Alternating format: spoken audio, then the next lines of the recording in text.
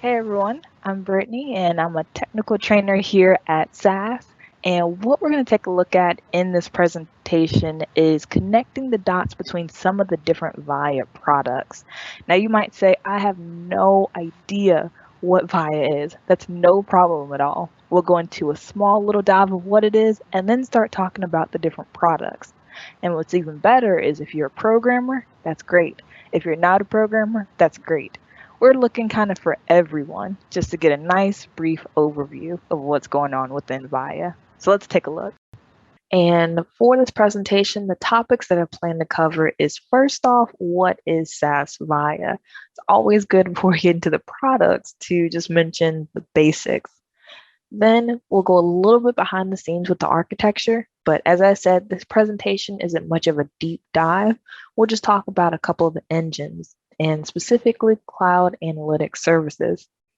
At that, we'll take our data through some different phases, like being able to access our data and working with it within CAS, doing some data preparation, and a little bit of analysis and creating a report.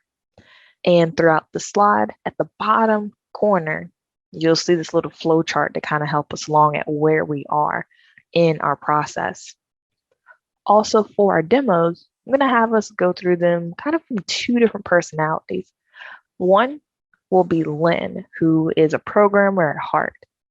And then we have Eric, who he doesn't know any programming languages, but he knows his way around the mouse. So he's going to be using some of those point and click applications.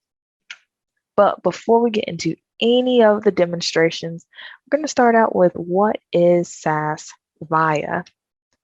And SAS VIA is a software platform that offers different capabilities to address parts of the analytics lifecycle. It's cloud native, so it's able to have a lot of benefits such as on-demand resourcing. It's scalable, meaning that you can work with a lot of data pretty fast. Yeah, that's shared infrastructure. It's flexible as well as it is secure. It's web-based, so in order to access these different applications, we don't have to have anything installed locally on our computer. We're able to go to our web browser to be able to access them. SAS VIA is also end-to-end, where within this product, within this platform, we're able to take our data from being just rows and columns all the way to a nice report or different models. VIA is also open. So from a programmer's perspective, not only are you able to use SAS programming like data steps and proc steps, you're also able to use open source languages like Python or R.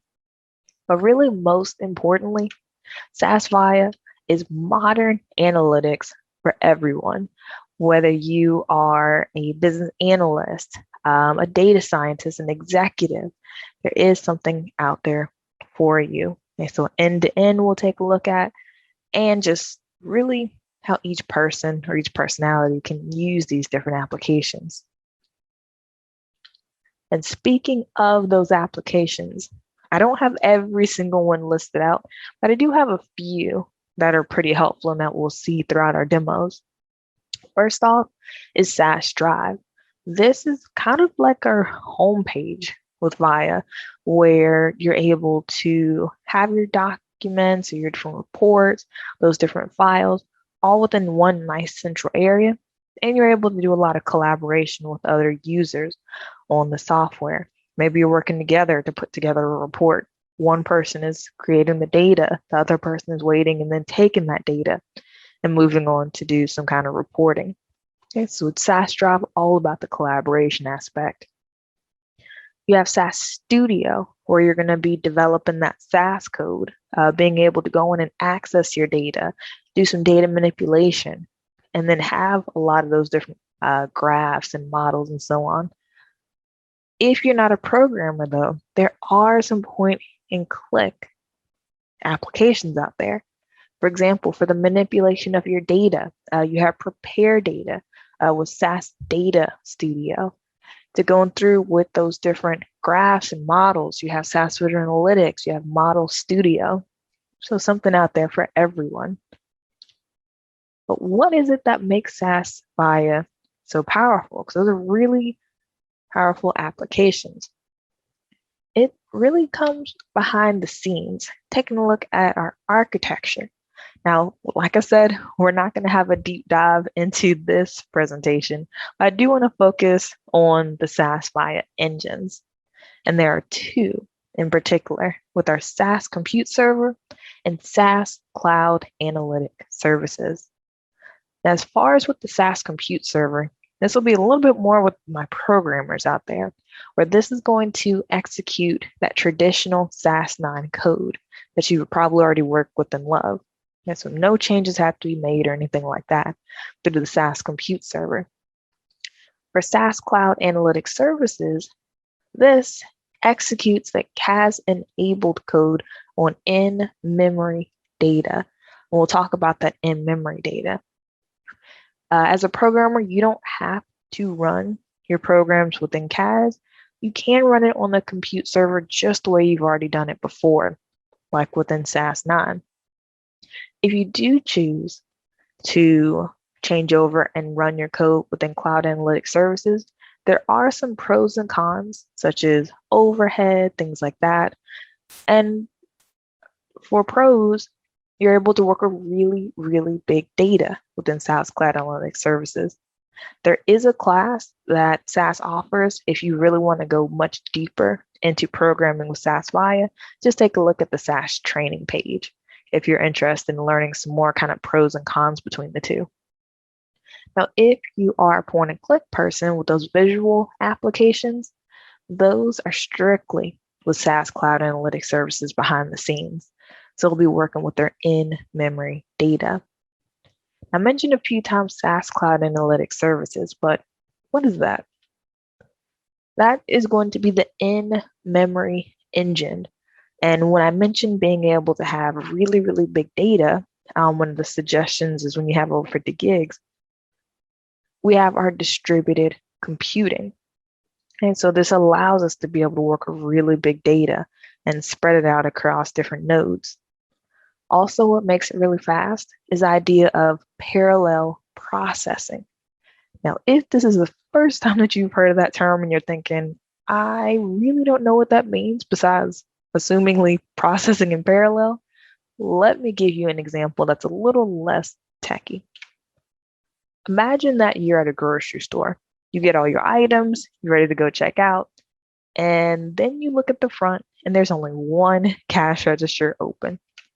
And there are tons of customers in line. And you're thinking, oh my goodness, this is going to take forever.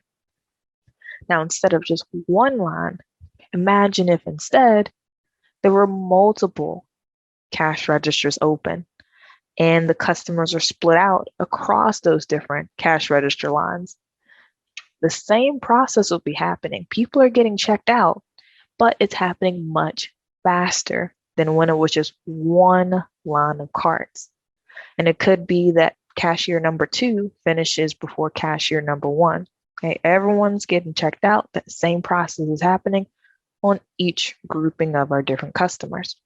And really, that's the idea of parallel processing. But instead of multiple grocery carts and checkout lines, it's dealing with our in-memory data. Okay, so it's the in-memory distribution of data across our different worker nodes or threads, or instead of one row at a time going through and being processed, it's multiple rows being broken up across to the different workers. Same process is happening. Each worker is doing that processing. It's just much faster because the work is being broken up. Now, with your data in CAS, I already mentioned the idea of in-memory tables. In-memory tables are located in something called CAS labs. So with our data, when we're working within CAS, and especially when you're working with those visual applications, your data must be loaded into memory. Now, you may be the person that loads the data into memory, or it could be someone else, like an admin. You can load in data through code or a self-service import. You can load your data into memory. And these tables are temporary copies of your data. And once again, they are required for those visual applications. And as I mentioned before, they're stored in something called CAS labs. And really, you can think of CAS labs as like CAS libraries. For my programmers out there within SAS, very similar to SAS libraries, only they have two portions to them. And honestly, my little picture here is a very simplified version of a CAS lab. There are a few other boxes that could go in here, like different access controls and so on. But at that high level, our CAS lab goes and points out to our data. And it's going to have two portions. You have your data source area, and then you have your in-memory area. Going back to that non-techie idea, the way I like to think of a CAS lab in those different sections is think of a CAS lab almost like a kitchen. Your data source area is like the fridge, in-memory area like the kitchen counter, where you can't really make the meal until you take the ingredients out the fridge and put them on the kitchen counter. You can't really work with your data in CAS until you bring that data from your data source area into memory. So big picture here, CAS labs are where your in-memory tables are at. And these CAS labs and the in-memory tables themselves do have different levels of availability as far as who can see them or what applications can see them. And that's called scope. For the scope, there's going to be two different kinds of scope. You're either going to have a session scope CAS lab and table, or a global scope CAS lab or table. For session scope, this means that that particular table or that particular CAS lab is only going to be available to the session where it was created. As soon as you close out of that session, as soon as you move on to some other application, it's going to go away. Versus with global, that will persist even after you close out of your session. And this is going to be used a lot for sharing with your data, with those CAS labs. So it's available across multiple applications. And the situations that you may find as far as scope goes, those different varieties, is you can have a session scope CAS lab with a session scope table in it, meaning that both the CAS lab and the table are going to go away once you exit out of your session. You could have a situation of a global scope CAS lab and a session scope table, meaning that even though the CAS lab will persist, the session scope table will go away as soon as you close out of that session.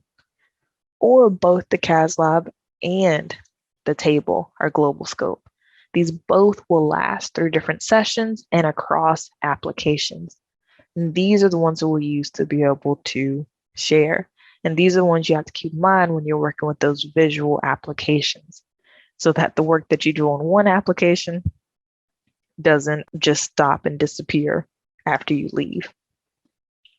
So with that in mind, that's where our first demo is going to go into.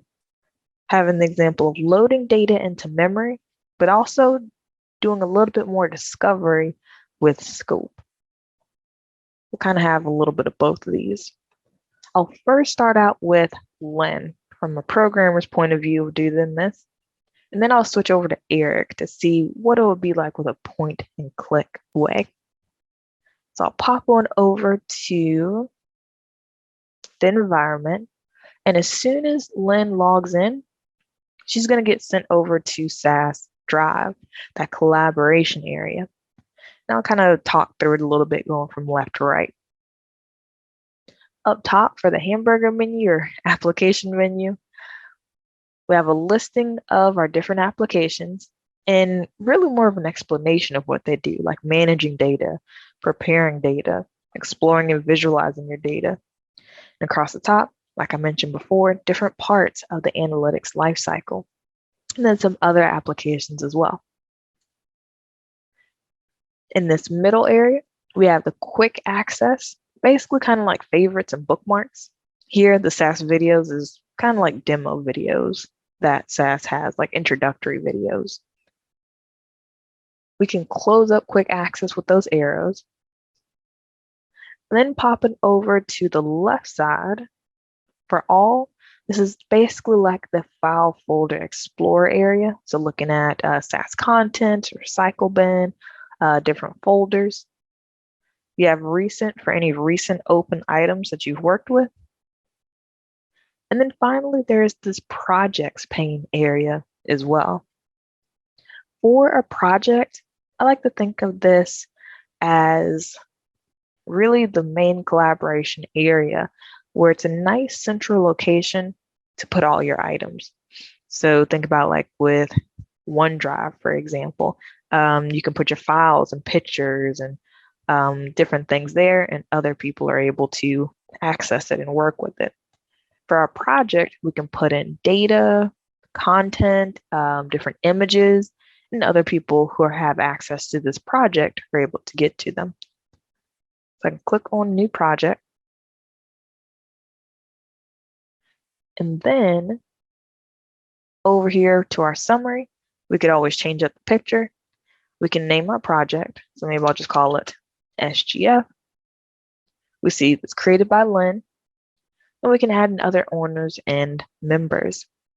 Click on the little members icon. And I want to add an Eric to this project. So type in Eric's name and select him.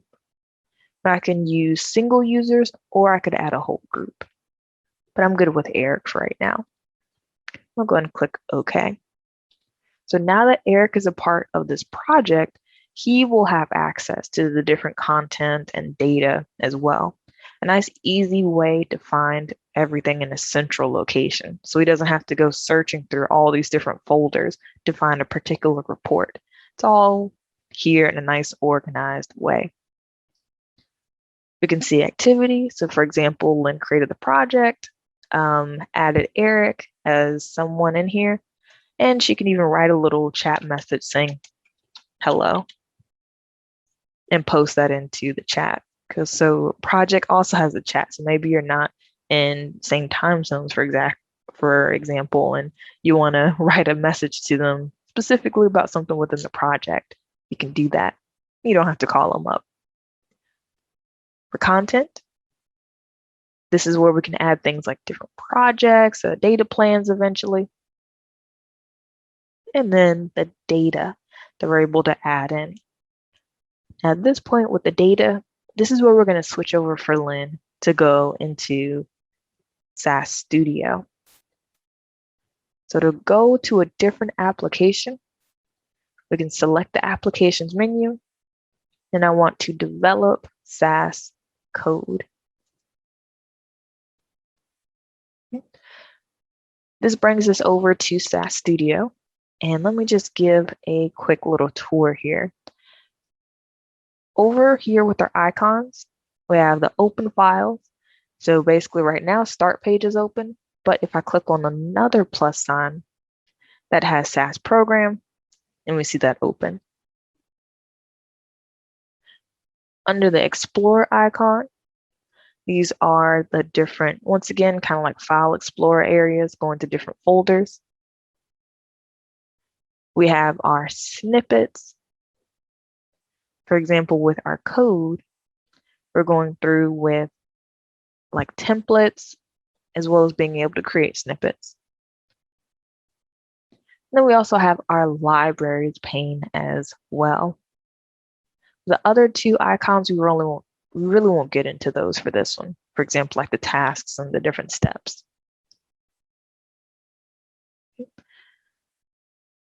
Over here on the right side for our program, Lynn has a code area where she'll be able to type in and submit the different program steps. And then with the log, think about this as kind of giving feedback to what she submitted. If I wanted this to all be in one pane, I can click on the little three-dot menu, hover down to tab layout, and then select single. Looks pretty good. So from here, let's get into working with loading in data into memory. The first step is going to be creating a CAS session. Okay, kind of get into her environment here. I could type this from scratch, but there's a snippet that already does it for me. So underneath SaaS via Cloud Analytics Services, there's a snippet that says New CAS Session. I can right click and then insert into code. From here, we have something called a CAS statement, where we're creating a session called My Session. And then we have some different options, like for example, a timeout of 30 minutes, the locale of English US, and then we have a default CAS lab of CAS user. Next, what we're going to do is generate SaaS LibRefs for CAS labs. So in this environment that I'm working in, there are some CAS labs that were already created for me. However, I don't see those in the libraries pane. In order to see the CAS labs within our libraries pane, we're going to need to create SaaS LibRefs for those CAS labs. You can do them individually, but for this example, I'm going to do it in one statement. I can double click on the snippet if I want this to show up as a different tab, or I can always right click and insert into code. With this snippet, the CAS statement, we already have that handled up top, so I'll get rid of that. And I'll get rid of the commentary that deals with CAS session. What we're left with our CAS lab statement, we're going to go through and assign all of the CAS labs that we have for our session to a SaaS LibRef. And once again, in this environment, I already do have some CAS labs that were set up for me. I'll go ahead and run the program. And in the log, like I said, that feedback on what we ran, we're told the session, my session was connected successfully to Cloud Analytics Services. And if I go back over to the libraries pane this time, I do see those CAS labs. And the way that I know it's a CAS lab is I have a little cloud next to it. So I have CAS labs such as CAS user, formats, public, and so on. But if I go over and I click and open, I don't have any data underneath these CAS labs. Well, that's because in the libraries pane, underneath the CAS labs, you're only going to see those in-memory tables. And at this point, we haven't loaded any data into memory just yet. Before we do that, remember how I mentioned that there was a scope to my CAS labs and my in-memory data? Well, when you're just looking at the names, we don't really see any way to tell whether or not they're session scope or global scope. So you will need to add in a little bit more code if you want to see the CAS lab attributes. And that's what Lynn's going to do, because we're interested to see, hey, it is global scope, session scope, whatever you may have it. Also, I want to show you how to create your own snippet, because we used a couple of SaaS snippets. So bring over the code to be able to look at the CAS lab attributes. And what these statements will look like is we'll have CAS lab, CAS user, list. So tell me the attributes for CAS user and tell me the attributes for public. And these will be the CAS labs that we'll work with throughout the demos. Before I run this,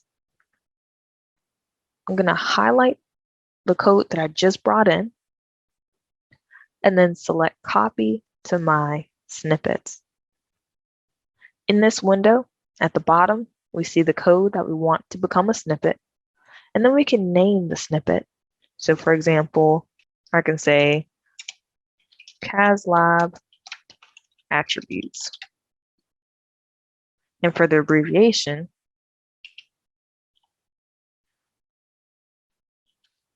I can say ATTR. And basically what this is once I start typing in the @ symbol and begin typing ATTR, that'll pop up the code below. I'm going to put it in my snippets. So select OK. And if I go back over to snippets this time, there is CASLab attributes. And I played around with an earlier version of this as well, just kind of playing around looking at the CASLab attributes. Let's look at the one that we just created. One, I could double click and have this appear as a separate tab. Or if I opened up a blank program, type the @, here are those different abbreviations.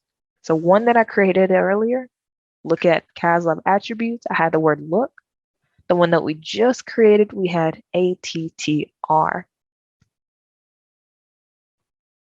I can double click and select. If I were to hover over and click on that particular abbreviation, I get a preview of what that snippet is. Okay, and same thing with the others as well. And I just kept the same text here just to keep it simple. All right, so we have our CASLab, CAS user list, CASLab public list. Let's go ahead and run. And in the log,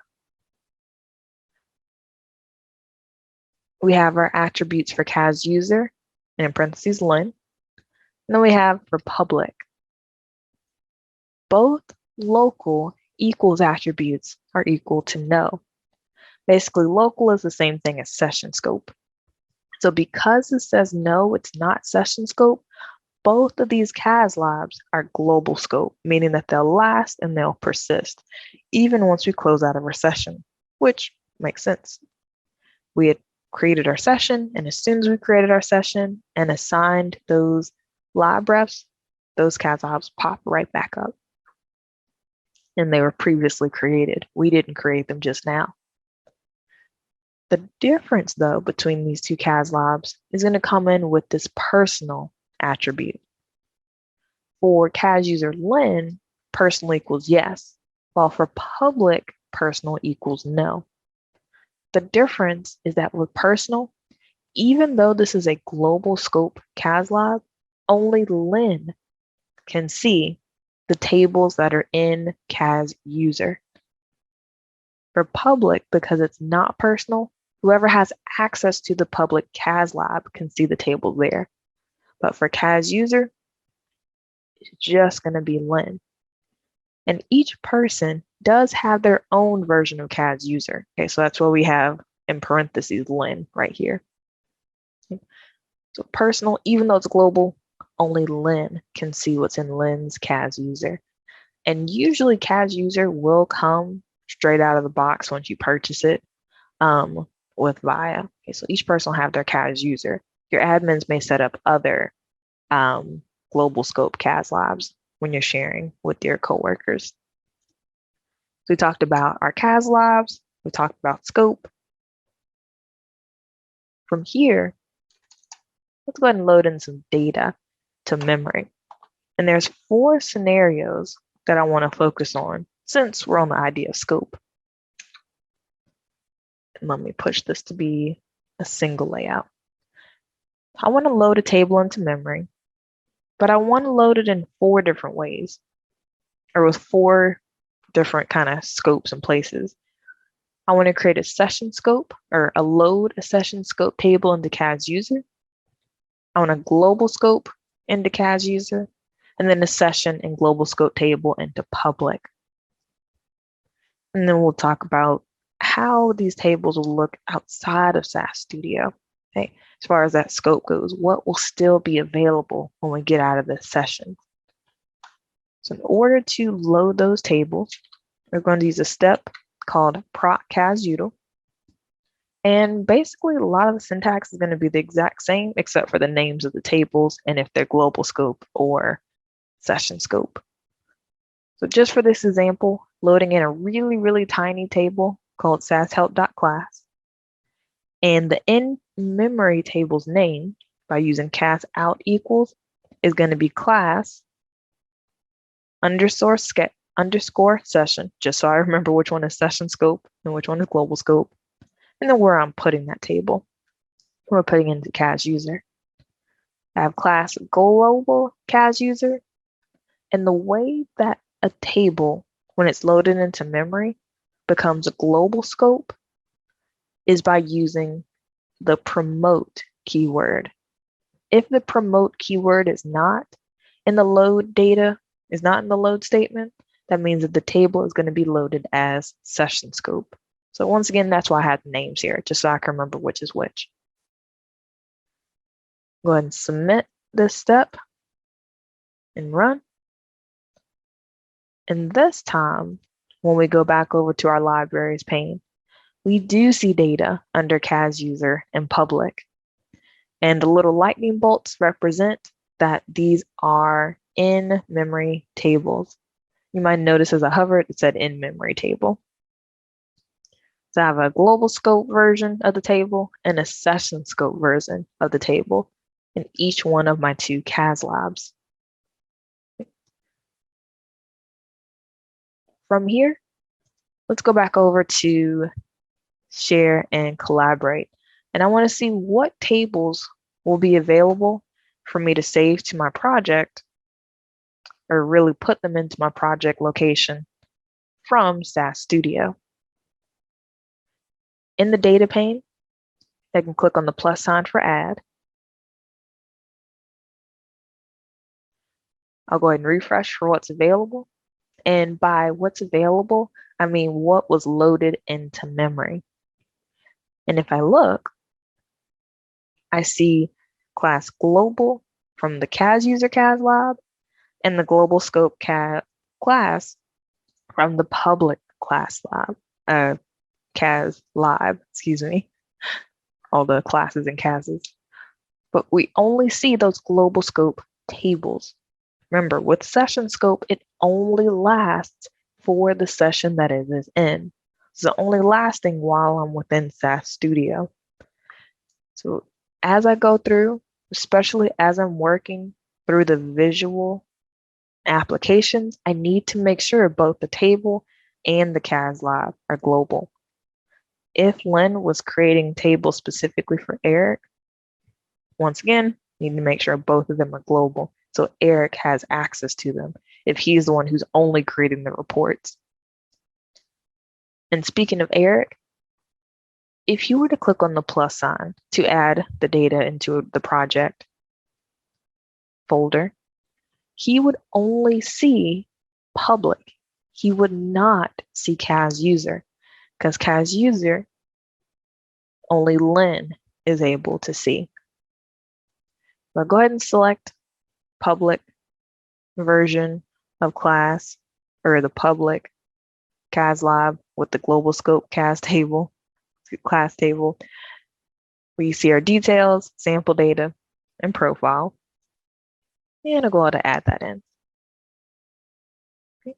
So once I close out of that window, within the data portion, there is that table. And I'm also able to see the details, sample data, and profile. So hypothetically, once again, if Eric was someone who was creating the report and he didn't quite exactly know where to look for the data, but he was a part of this project group, then this is an easy way for him to find the data. He can look at the details and some sample data, and then go straight into the actions of preparing it or exploring it. So that's working through the programming way to load data into memory. What about if you don't know programming? How would Eric load data into memory? Well, let me flip on over to Eric. And Lynn has a lighter background. Eric kind of has a darker background up top. So Eric, we're on SAS Drive. And if we go over to projects, there's the SGF project. If I look at the summary, we see Lynn's owner or creator, we're both owners. The activity, there's the message, hi Eric. She loaded in class global public. And this is the last table added. And I'm able to see that data. Now for Eric, If I click on the plus sign, once again, just to show you, he is not able to see that CAS user or that table that was put into CAS user. He's only able to see public.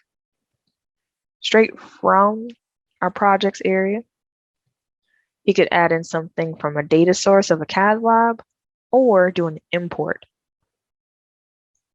If we did not want to work within this projects area, another way that Eric is able to load data into memory and import data is through manage data, which would be that SAS Data Explorer.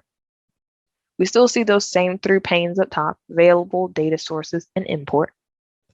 And I'm going to select import and then go over to local files and then select local file one more time. On the desktop, there is a CSV file called credit scores, and I want to load that in as in-memory data. I'll go ahead and select open. We'll use credit scores. And I'll also put this into the public CAS lab. If I ever find that I need to do this again, if it already exists, I'll just replace the file. And in programming, we had to specifically specify that we wanted the table to be global scope when it was loaded. When we're going through and doing a point and click way to load in that data, it's automatically going to be loaded in as a global scope table. So we just have to make sure we put it in a global scope CAS lab. And it is comma delimited. I can go and select import. And our table is successfully imported. And even from here, I can go to those actions and prepare data, or explore and visualize. But that'll be for later. What I'll do, head on over to share and collaborate. And I'll also add this table into the project. And once again, really a nice central location where everyone can see everything. So I'll click on credit scores and select add. And now credit scores is put into this project area as well. When I select credit scores, once again, you can see the details. You're able to see profile, sample data. I realized that customer name could be broken up with state. That could be all caps. And then also region and state FIPS. I don't really need that. Okay, so I can get rid of those columns.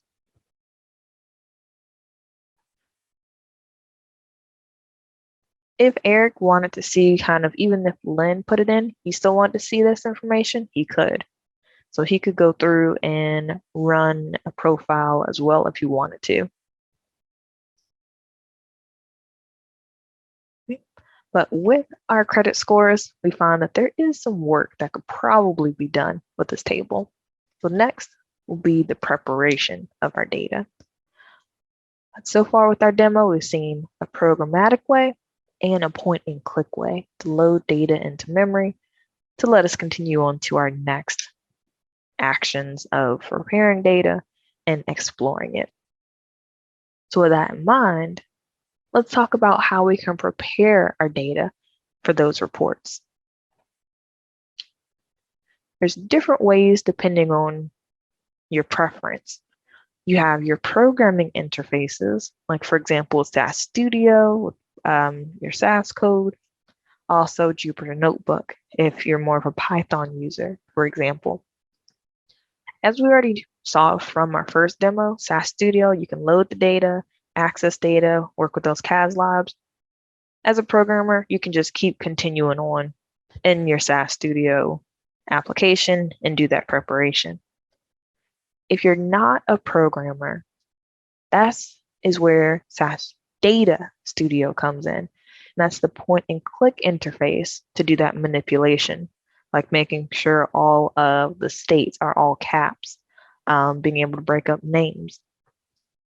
And then for SAS Visual Analytics, you can also do some minor data preparation here, but it might be that you realize once you get into the report and you're making the report that you find that maybe there's an extra column that you should have made.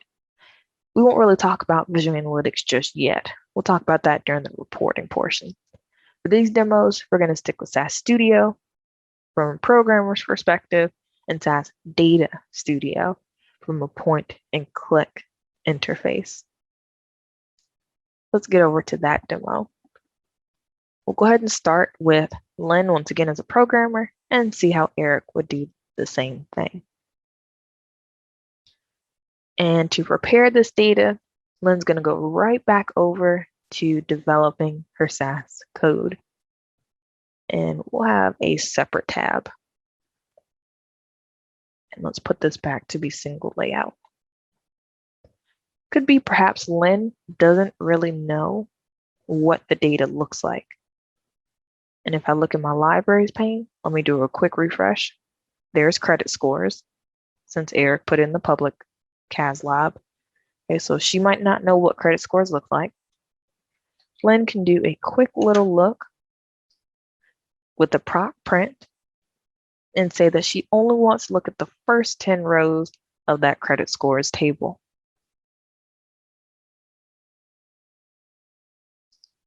From first look of the first 10 rows, we see what needs to be changed. The state, customer name broken up, and then state and region FIPS removed. To do these changes, she'll go ahead and add in a data step.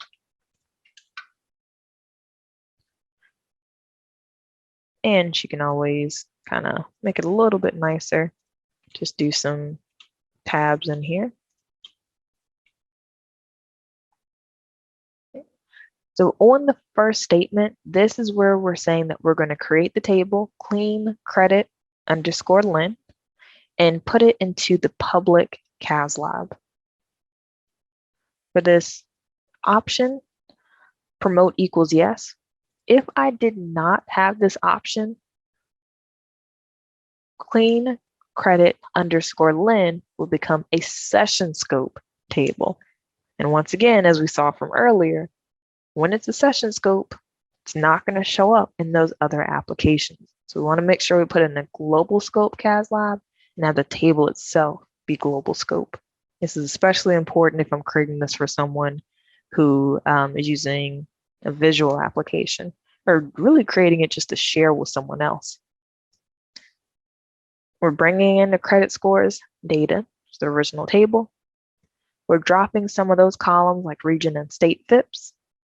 And then we're getting into the real manipulation of capitalizing the state column, then having a data quality function to parse out the customer name into different tokens of names, like the given name, the middle name, and the family name. And for the given name, we're going to call that first name. Middle name, we'll call middle name. And family name, we're going to call that last name. Then we're going to drop the parsed value column. I'm going to go ahead and highlight and run the data step.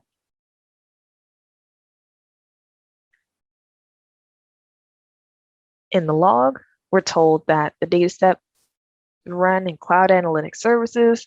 Data step will run in multiple threads. Think back to that grocery store example. We're splitting up this table. And we have that data set running on each one of those groups of rows.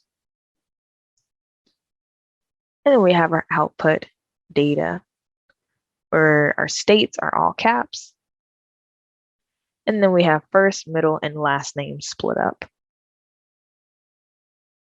And over in my public CAS lab, there is clean credit Lynn. So we've accessed our data and we've cleaned up within SAS Studio through programming. What would Eric do as a non-programmer? So we're going to do the exact same thing, the exact same changes, just for a point and click perspective. So we pop one over to Eric. And for him, instead of going over to SAS Studio for programming, he would go to prepare data. And that will lead over to SAS Data Studio, the point and click application to be able to do that manipulation of your data. I'm going to start out by clicking New Plan. And then I'm able to choose the data that I'm interested in. Underneath Available, the data that's already loaded into memory. We see the class Global Public from earlier. There's credit scores. And because Lynn added in this as a public CAS Lab global scope table, we're able to see that as well. Okay. We're going to create our own clean credit with Eric. So we'll use credit scores. Hypothetically, if this was the first time that he saw it, he does get a little preview of what it looks like before he clicks OK. On Data Studio, I want to explain this interface going from right to left this time. Starting on the right side, the way that SAS Data Studio works is that we are creating something called a plan. And what a plan is a list of changes that we're doing to our data to make it better. And when I say changes, in the actual interface, they're called transforms, but think of them as changes. Each transform that we add in will be put out into a list on the plan, and then we'll run the plan. Over on the left side, on the first icon, these are those different transformations. So for example, changing the case of columns, renaming columns, doing some parsing, some transposing, and so on.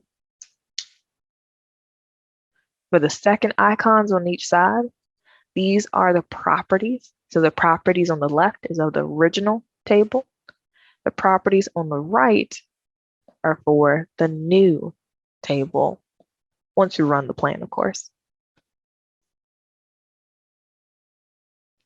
And then the third icon to the left is the suggestions icon.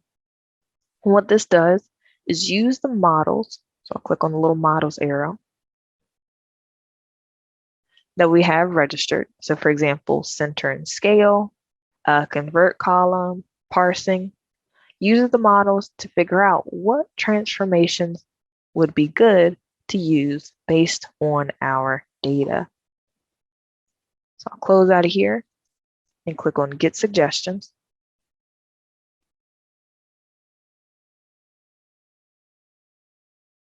And we get 17 total suggestions for our data. We have parsing out the customer's name, standardizing the customer name, standardizing city. And we see next to each one of the columns that there are suggestions for each one. Not every suggestion you might want to use, but there is one that we'll use for our data. That's going to be parsing out the customer's name.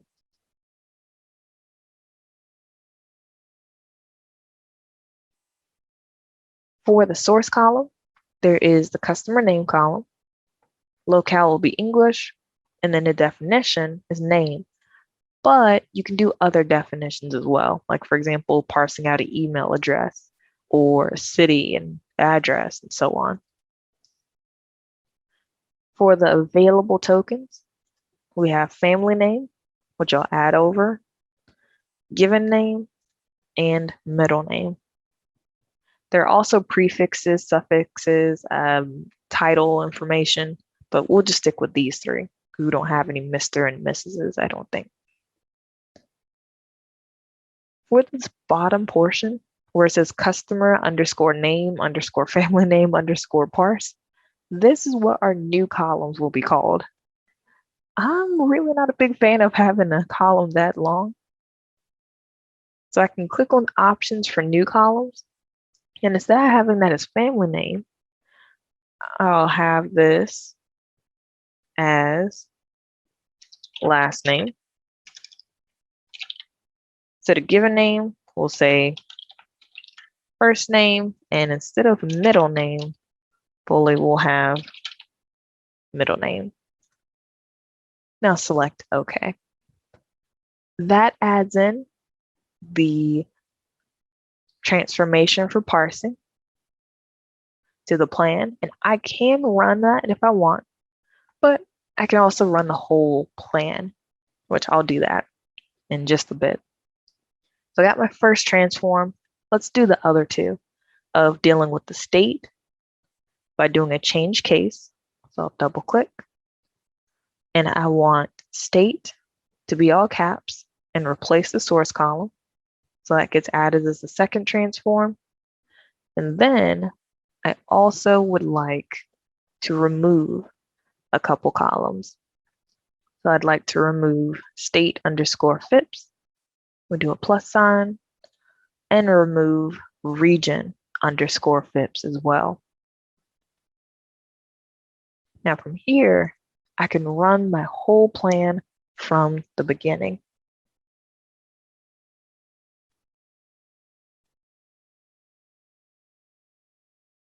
We ran the plan from the beginning, and each one of the transforms worked successfully. We see that green checkbox.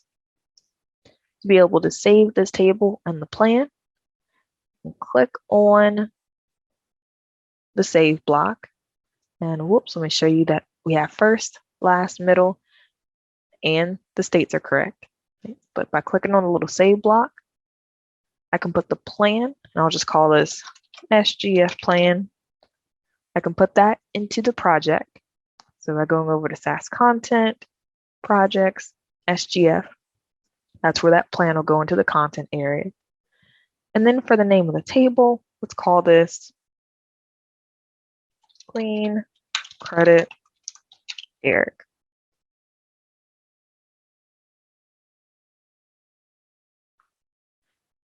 Okay. And we'll say both the plan and the target table. Okay. Go ahead and hit save. And the plan was successfully saved. Okay. We can go back over to share and collaborate. And if I look over in the content, there is that plan if I ever need to go back to it or rerun something. As a programmer, you can manipulate your data within SAS Studio.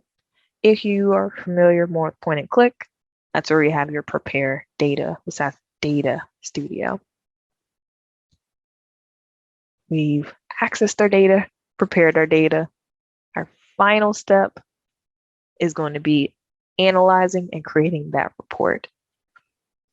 You're able to do analysis and create different graphs and reports through SAS Studio. So I won't really focus on that one here. What I'll end out the demos with is looking at visual analytics, or I like to think of it as just drag and drop analytics. You pull over some columns and you have some really nice objects and graphs that you can create. They're very interactive, but once again, don't forget, uses in-memory data. So if you're a person who's getting the information from programmer, or either you're a programmer and you want to play around with visual analytics with one of those tables you loaded into memory, don't forget global scope CASLab, global scope table. So it lasts and persists through those various applications. For our last little demo, being able to analyze and report on our data, we're going to look at this through Eric with visual analytics. I'll go over to Eric, select, explore, and visualize. And as soon as we get over to explore and visualize, we have the chance to either one, have a window up that'll say create a report or open a report, and then you can start from data. If you find that you get to this window and you don't have a specific button that says start with data, no problem. You can click on the data icon and then choose from what's available and loaded into memory. I'll use our clean credit table, Just like before, you can see the details, sample data, and profile if you've never worked with that table before, and select OK. And in the data pane is where we see those different columns. So we have different categories like the city, different states, and also measures within our data. The numbers beside the categories, or like with city and state, are showing the unique values. So in our data, there are 436 unique city names. Over here to the right, we'll talk about this pane as we add in different objects. Okay, but continuing on down, objects are those different items that can be put onto the canvas. So for example, bar charts or gauges or heat maps. You have geomaps that you can work with, drop-down lists and button bars, as well as some analytic objects as well. If you're just not sure at all where you want to start, there is a suggestions pane in visual analytics as well. What visual analytics will do, we'll take a look at your data and come up with various objects that you can pull over. For example, the number of customers with the different states, frequency or percentages with the credit score. But not every single suggestion will be as helpful. For example, looking at the payment history based on someone's middle name, not exactly the best indicator of someone's payment history because they have a middle name Mac. But not every single one will be as helpful, but just something to get you started. And you can add in more and do refresh as well. Another helpful object, if I go back up, is this analytics object of automated explanation. And I'm going to pull this over into the canvas. And what happens as soon as you pull over an object is that you get a chance to assign the data. So for the response, I want to add in the credit score. I'll select credit score. And then the underlying factors will basically be the other columns that are in that table. You're able to remove columns or add in columns. The way that you can see the columns that are used is by clicking on rows over to the right. So we see the response and the underlying factors. By just pulling over one object and doing a couple clicks, we have a full page of information that we didn't write. Visual Analytics wrote this for us. So in our data, our credit scores range from 300 to 850. The average credit score is 573. And a majority of our folks' credit scores range from 356 to 793.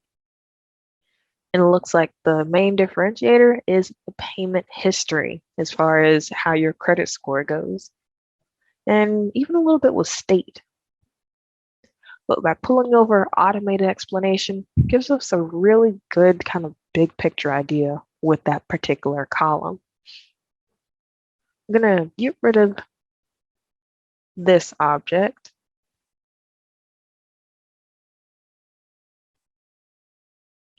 And select delete.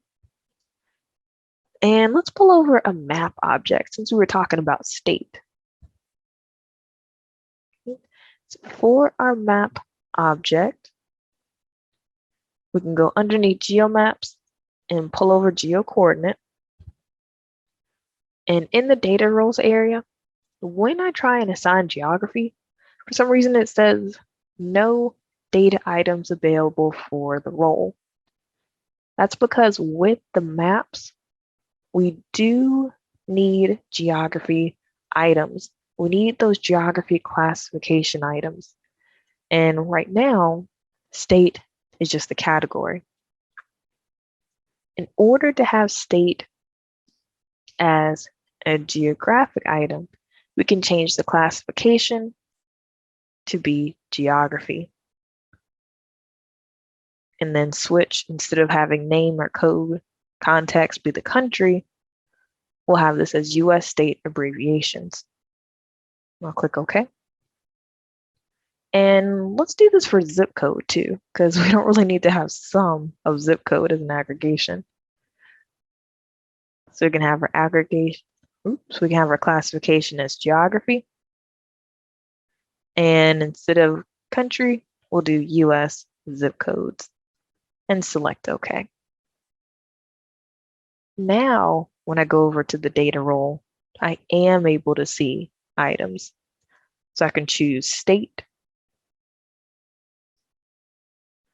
And as I look, I see dots for my different states. If I decided that I wanted something other than dots, I can choose other marker shapes like stars or diamonds, but I'll stick with circles. And then I can look at some of these other roles. So I have the state, and if I hover over, I can see exactly what that state is. But I can also change up the size as well. And so maybe I'm interested in the frequency. How many customers per state? The bigger the bubble, the more people within that state. And that also gets added in with this data tip value. So if I hover over California, I see there are 514 customers. Since I have zip codes that I have as geography item, I can actually create a drill down to say, hey, if I double click on California, I want to zoom in to the California zip codes. The way that I can do this is through creating a new data item called a hierarchy. I'll call this state zip. And I'll start out first with the state and then bring over zip code. And I'll select OK. So we get a hierarchy. We see the little globe. And now for the geography item, if I click on state, I can replace that with state zip. And no, the map doesn't look like it's changed much. But if I double click on North Carolina, it zooms in to show those zip codes that are represented in my data. And if I hover over, for example, zip code out in Wilmington, I see that there are 3 customers there versus only 1 in that particular zip code. If I want to zoom back out, I'll just click on our all state zip, and that brings us out to the main map. And I can always add in color as well. So pretty cool being able to go down and do a drill down, but maybe I want to have a bar chart as well. I can actually control the values of my bar chart through our map with something called actions. So let's see what that would look like. So going over to objects, I'm going to go ahead and pull over the bar chart. And I'll put this on the right side. I'll assign the measure of frequency. And maybe I want to see how many people have great credit scores. For my category, I don't have categories such as excellent, good, great for my credit scores. I just have the numbers themselves as a measure. So before, when I was mentioning that we can do a little bit of preparation through our reporting, here's where it comes in handy. I can go over to data and click on the plus sign to create a new data item.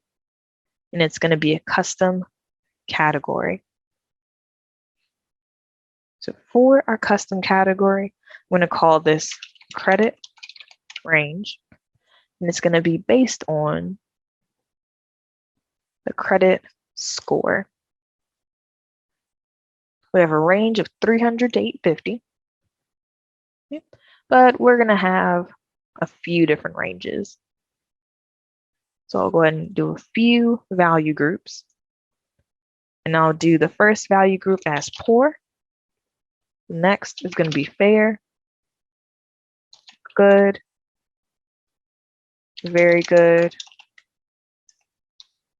and then excellent. For poor, I'll click on the plus sign to say the interval. Poor is going to be 300 to 579. Fair will be 580 to 669. Good is going to be 670 to 739. Then we'll have 740 to 799. Finally, 800 to 850.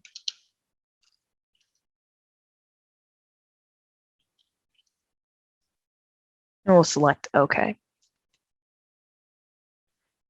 In our data pane, there is credit range. And that's what we'll have as our category. So it looks like with our customers in total, a lot of people have pretty poor credit scores. What about for a particular state? Well, going back over to our actions pane, now that I have that bar chart created, there is an area where I can say view diagram. And if I hover over the map, I can use my pencil to draw a link between the map and the bar chart. So when I select a state on the map, that's going to filter the bars. So I'll close out.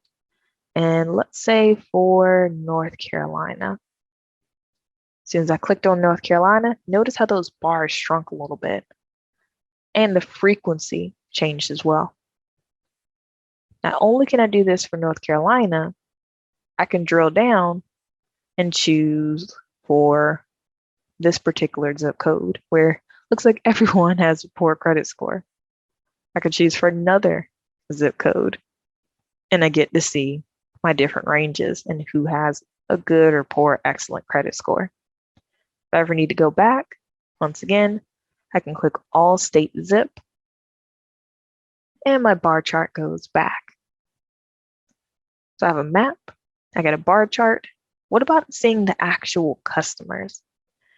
In order to see a listing of my data, I can go over to Objects and pull over List Table.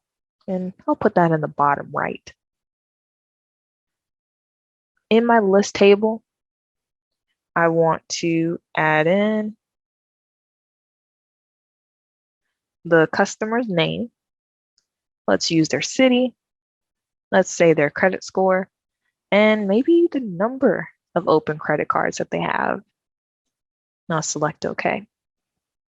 I can close out here. If I'm seeing all these different cities, I specifically just want to have my customers that have poor credit scores or excellent credit scores for a particular state. So in less words, I want this object to be controlled by the bar chart. Going back to our control area, we can select actions, select view diagram. And since I want the bar chart to control the list data, I'll hover over my bar chart to get the pencil and draw that filter down to the list table. And since the map filters the bar chart, by association, these two items will be related as well. So I'm going to close out of here. Let's choose North Carolina. And notice that the list data changed to only have North Carolina cities. If I want to have good, okay, I'm only seeing my folks with good credit scores in North Carolina. And I can zoom in to look for particular zip codes. So maybe the 27105. I get all the folks from that zip code. And if I wanted to see just the poor credit scores, I can click on the poor bar, and we have the folks with the poor credit scores here, or the folks with good credit score. And I can zoom right back out, and everything goes back the way that it was. So pretty cool. being able to have a lot of analytics from really just small points, clicks, and drags. I can save this report, and I'll call this SGF report and put it into, once again, our project. So everyone has access to it. That's a part of our project group. And I'll click on Save. It was creating our report through Visual Analytics. And if Eric goes back over to Share and Collaborate and looks at the content, well, there's that plan if you ever need to go back to it. And there is that report. So through SAS Viya, we've been able to go from just rows and columns of data all the way to a full report just by clicking over to different pages. Whether we are a programmer or we're a point and click person, we're able to get the job done. So in recap, with SAS Viya, it's those range of products that are able to help you understand and work better with your data. For that data, if you're working with it within our CAS engine, that's going to be in-memory tables, right, that are stored in CAS labs. And especially if you're working with those visual applications, you want to make sure that scope, that availability is global scope for the CAS lab and global scope for the table, so that is able to persist across sessions and different applications. And then lastly, for our applications that we kind of touched on, we have our SAS Drive. We're able to collaborate and organize those different files. With SAS Studio, you're able to have that programming interface, not just with your in-memory tables, but just with your data in general, whether you're using the CAS engine or that SAS compute server. With Data Studio, we did our point and click preparation. And then finally, Visual Analytics, our point and click interface to be able to create those really nice reports. Well, that's it. Thanks for watching, everyone. And if you're interested in learning a little bit more with Viya, going a little bit deeper, take a look at the links below. And we have a lot of different trainings for SAS Viya products, whether you're in the programming, whether you are a point and click person. Like I said, there's something out there for everyone. And hopefully this made you feel a little bit more comfortable with Viya. And who knows, maybe you'll see me again in class. But thanks, everyone. Bye.